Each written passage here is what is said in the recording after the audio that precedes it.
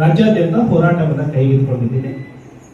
So ಮಾನ್ಯ ರಾಜ್ಯಾಧ್ಯಕ್ಷರು 4ನೇ ತಾರೀಕು ಬೀದರ್ ಮತ್ತೆ ಕಲಬುರಗಿಯಲ್ಲಿ ಈ ಸಮಸ್ಯೆಯ ಕುರಿತಾಗಿ ಹೋರಾಟವನ್ನು ಮಾಡ್ತಾರೆ. 5ನೇ ತಾರೀಕು ಮೊದಲು ಯಾದಗಿರಿಯಲ್ಲಿ ಬೆಳಿಗ್ಗೆ 11 ಗಂಟೆಗೆ, ಆ ನಂತರದಲ್ಲಿ ರಾಯಚೂರು ಜಿಲ್ಲೆಯ ಭಾಗದಲ್ಲಿ, ಅದು ಬಹುತೇಕ ಸಿಂಧನೂರು ಆ ಭಾಗ ಆಗ್ಬೋದು ಅಥವಾ ಲಿಂಗಸ್ಕೂರು ಆ ಭಾಗದಲ್ಲಿ ಹೋರಾಟವನ್ನ ಕೈಗೊಂಡು ಕೆಲವೊಂದು ಸ್ಥಳಗಳಿಗೆ ಭೇಟಿ ಕೊಟ್ಟು ಮತ್ತೆ 6ನೇ ತಾರೀಕು ಕೊಪ್ಪಳ ಬೆಳಿಗ್ಗೆ ಹೋರಾಟವನ್ನು ಮಾಡ್ತಾರೆ, ಮತ್ತೆ ಮಧ್ಯಾಹ್ನದಲ್ಲಿ ಗದಗ ಜಿಲ್ಲೆಯಲ್ಲಿ ಹೋರಾಟವನ್ನು ಮಾಡ್ತಾರೆ. ಹಾಗಾಗಿ ಈ ಹೋರಾಟಕ್ಕೆ ಜನಸ್ಪಂದನೆ ತುಂಬಾ ಸಿಗ್ತಾ ಇದೆ.